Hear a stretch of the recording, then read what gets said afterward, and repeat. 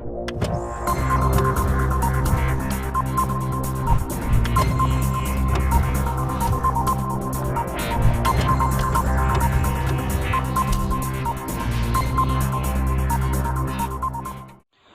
morning, all of students. Today we'll teach about the Brewster's law and the plane of vibration and plane of polarization of plane polarized light. कंपन तल, ध्रुवण तल और Brewster का नियम पर अध्ययन करेंगे। तो आप देख रहे हैं धीरेन्द्र सिंह का NCERT फिजिक्स चैनल। पसंद आए तो लाइक, शेयर और सब्सक्राइब करिए, जिससे सबसे पहले नोटिफिकेशन आपको मिले। तो जुड़े रहिए हमारे साथ एक नई जानकारी के साथ। तो देखते हैं कि कंपन तल क्या है। कंपन तल में आपके जो समतल ध्रुवित प्रकाश है वह प्रकाश संचरित होता है और संचरण के बाद वैद्युत वेक्टर के जो कंपन हैं उनकी दिशा भी उपस्थित होती है।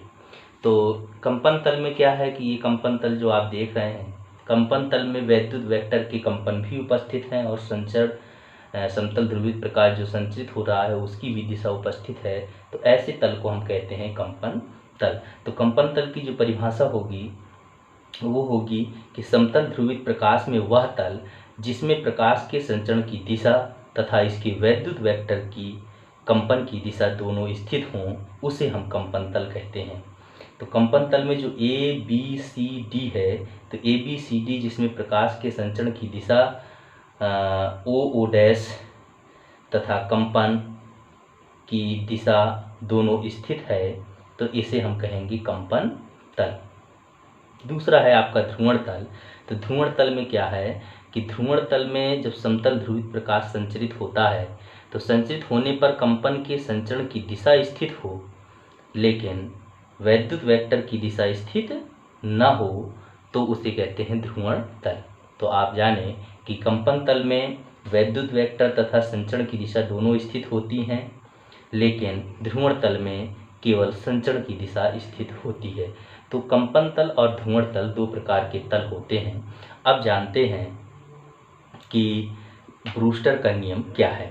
तो ब्रूस्टर के नियम में आप जानते हैं कि ब्रूस्टर नामक जो वैज्ञानिक थे उन्होंने बताया कि जो प्रकाश का परावर्तन या अपवर्तन होता है तो प्रकाश के परावर्तन और अपवर्तन में माध्यम का अपवर्तनांक निर्भर करता है। और उन्होंने जो फार्मूला दिया वो दिया म्यू बराबर 10 IP। तो किस आधार पर म्यू बराबर 10 IP फार्मूला दिया वो हम जानते हैं ब्रूस्टर के नियम के अनुसार। ये अति महत्वपूर्ण प्रश्न है, बोर्ड परीक्षा में पूछा जाता है, इसको ध्यान से देखिए। सन 1811 में ब्रूस्टर ने बताया कि जब साधारण प्रकाश एक विशेष आपतन कोण पर दो पारदर्शी माध्यमों के अंतरापृष्ठ पर आपतित होता है, तो ये आपका अपारदर्शी माध्यम है और जो पारदर्शी माध्यम है और इस पारदर्शी माध्यम से जब प्रकाश आपतित होता है तो ये दो पृष्ठ हो गए, एक पृष्ठ ये और एक पृष्ठ ये। तो जब आपतित होता है तो आपतन पर आपतन कोण बनेगा। जब प्रकाश आपतित होगा तो आपतन कोण भी होगा और अपवर्तन कोण भी होगा। तो इसमें जो विशेष प्रकार का ये आपतन कोण बनता है, इस आपतन कोण का मान 10 IP के बराबर होता है। किस माध्यम से अपवर्तित हो रहा है, कैसे परावर्तित हो रहा है।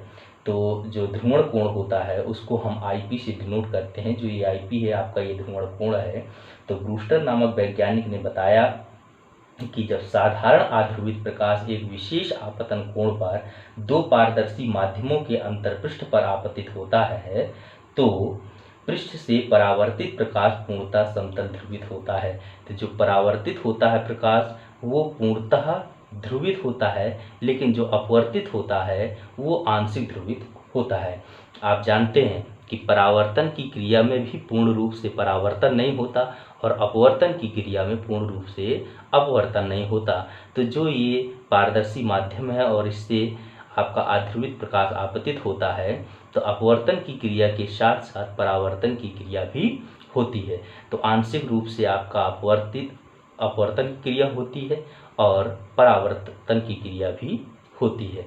तो जब दोनों क्रियाएं होती हैं पूर्ण रूप से ना ही परावर्तन और ना ही अपवर्तन होता है, तो इस पर ब्रूस्टर नामक वैज्ञानिक ने एक नियम दिया कि जब समतल ध्रुवित प्रकाश एक विशेष आपतन कोण और विशेष आपतन ऐसे इस स्थिति में कि जब न पूर्ण रूप से अपवर्तन हो रहा है और न पूर्ण रूप से परावर्तन हो रहा है, तो इस स्थिति में उन्होंने बताया कि विशेष आपतन कोण पर दो पारदर्शी माध्यमों के अंतर पृष्ठ पर आपतित होता है, तो पृष्ठ से परावर्तित प्रकाश पूर्णतः समतल ध्रुवित होता है, जिसके विद्युत सदिश के कंपन आपतन तल के कंपन के लंबवत होते हैं। विशेष आपतन कोण को ध्रुवण कोण कहते हैं और जो ये कोण बनता है इसको अब हम नाम देते हैं ध्रुवण कोण, और इसी को हम ब्रूस्टर कोण के नाम से भी जानते हैं।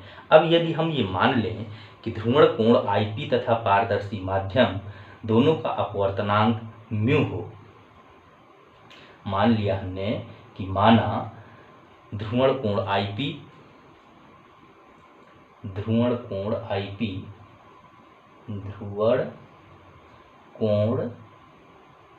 आईपी तथा अपवर्तनांक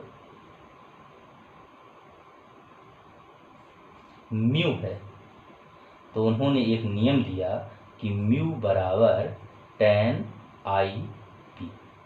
ये उनका नियम है, म्यू बराबर tan IP, मतलब कि अपवर्तनांक का मान ध्रुवण कोण के 10 के गुणनफल के बराबर होता है।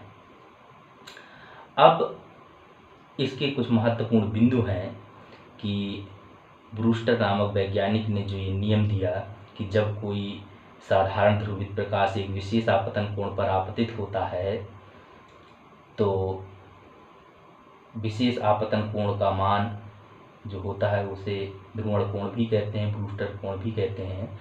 और यदि विशेष आपतन कोण या ध्रुवण कोण या ब्रूस्टर कोण का मान IP हो, तो माध्यम म्यू के साथ जो संबंध होता है वो होता है म्यू बराबर tan IP।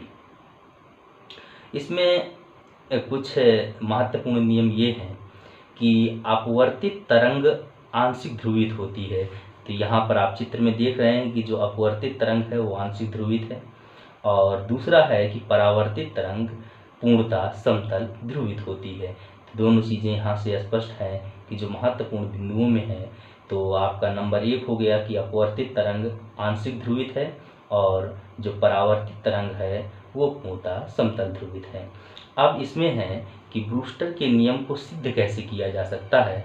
तो ब्रूस्टर के इस नियम को सिद्ध करने के लिए हम इस चित्र में देख रहे हैं कि जो ये आपका IP है, तो आप परावर्तन क्रिया में जानते हैं कि आपतन कोण और परावर्तन कोण दोनों के मान बराबर होते हैं, तो इसको भी हम IP मान सकते हैं। ऐसी स्थिति में हम जानते हैं कि स्नेल के नियम के अनुसार क्या होता है। स्नेल के नियम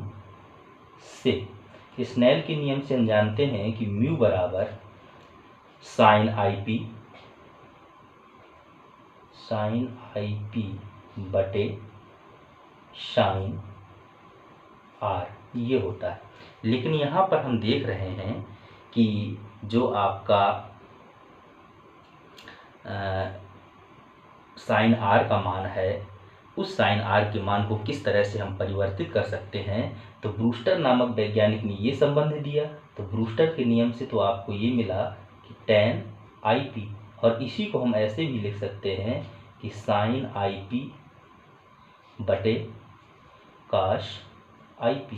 अब ये और ये भी म्यू की वैल्यू है, ये भी म्यू की वैल्यू है, तो दोनों को जब बराबर करेंगे तो साइन IP बटे साइन R, साइन IP बटे साइन R, साइन IP बटे साइन R, इसका मान हो जाएगा साइन IP बटे cos IP के, इसके बराबर हो जाएगा। साइन IP कैंसिल हो जाएगा, तो आपका बचेगा साइन R बराबर cos IP, ये बचा आपका। और cos IP को आप लिख सकते हैं sine 90 minus IP, sine 90 minus theta cos theta होता है। तो अब यहाँ पर जब 90 माइनस IP लिखा तो साइन R बराबर साइन 90 माइनस IP हुआ, तो इसको हम लिख सकते हैं R plus I P is equal to 90 अंश। तो R आपका क्या हुआ, परावर्तित तथा आपतित किरण परस्पर लंबवत होती हैं। तो परावर्तन और आपतन कोण परस्पर लंबवत हैं, तो इसका मतलब हुआ कि परावर्तित तथा आपतित किरण परस्पर लंबवत होती हैं। तो ये आपका एक संबंध मिल गया कि यदि ये पूछा जाए कि परावर्तित तथा अपवर्तित तरंग परस्पर लंबवत होती हैं, इसके लिए व्यंजक प्राप्त कीजिए, इसका संबंध बताइए, तो उसमें भी यही होगा। तो यहाँ पर लिख देते हैं कि परावर्तित तथा आपतित किरण परस्पर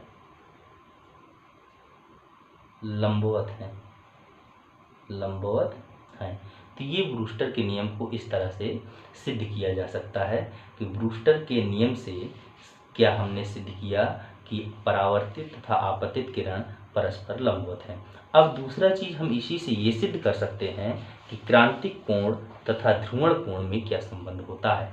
तो आप जानते हैं कि जब प्रकाश वायु से किसी माध्यम में आपतित होता है, तो आपने ब्रूस्टर के नियम में पढ़ा है कि जो प्रकाश है वो आपका एयर वायु से किसी माध्यम में आपतित हो रहा है और अपवर्तन के साथ साथ परावर्तन की भी घटना हो रही है। और उसी आधार पर ब्रूस्टर ने जो नियम दिया है, तो जब प्रकाश वायु से किसी माध्यम पर आपतित होता है और माध्यम का अपवर्तनांक म्यू है, तो ब्रूस्टर के नियम से हम जानते हैं कि म्यू बराबर होता है 10 IP। जब म्यू बराबर 10 IP होता है, तो पूर्ण आंतरिक परावर्तन के नियम से हम क्रांतिक कोण के लिए सूत्र लिखते हैं म्यू बराबर 1/sin θc। ये आपका क्रांतिक कोण के लिए है। तो अब आपको दो फार्मूले मिल गए, एक ये और एक ये। दोनों फार्मूले से हम ये लिख सकते हैं कि 10 IP बराबर 1/sin θc, ये लिखा जा सकता है।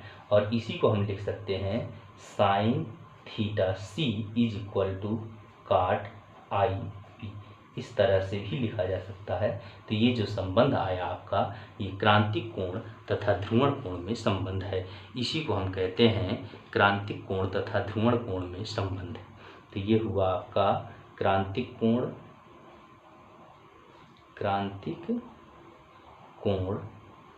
तथा ध्रुवण कोण में संबंध। तो ये आपका क्रांतिक कोण और ध्रुवण कोण में संबंध हुआ।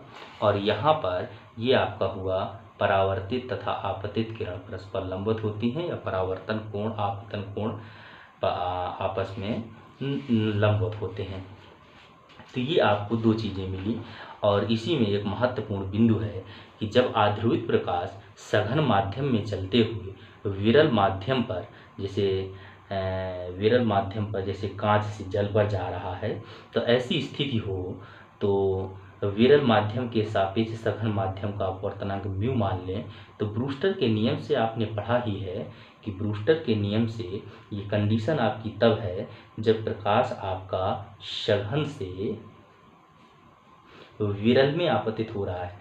अभी तक आपने जो फिगर देखा पीछे, तो उस फिगर में आपने देखा कि प्रकाश विरल से सघन में जा रहा है, लेकिन कंडीशन ऐसी हो जाए कि प्रकाश सघन से विरल में जा रहा है और माध्यम का अपवर्तनांक म्यू है। तो ब्रूस्टर के नियम के अनुसार हम जानते हैं कि 10 IP बराबर होता है 1μ2। इस तरह से भी हम लिख सकते हैं 10 IP बराबर म्यू होता है। तो इसी को हम 1/2μ1 इस तरह से भी लिख सकते हैं, और इसको हमने मान लिया 1/μ के बराबर। तो ऐसी कंडीशन में जब पूर्ण आंतरिक परावर्तन की क्रिया होगी, तो पूर्ण आंतरिक परावर्तन की क्रिया में 1/μ बराबर sin θc इस तरह से भी लिखा जा सकता है, जिस तरह से आप ये देख रहे हैं। तो इस तरह से दोनों फार्मूलों को लिखा जा सकता है।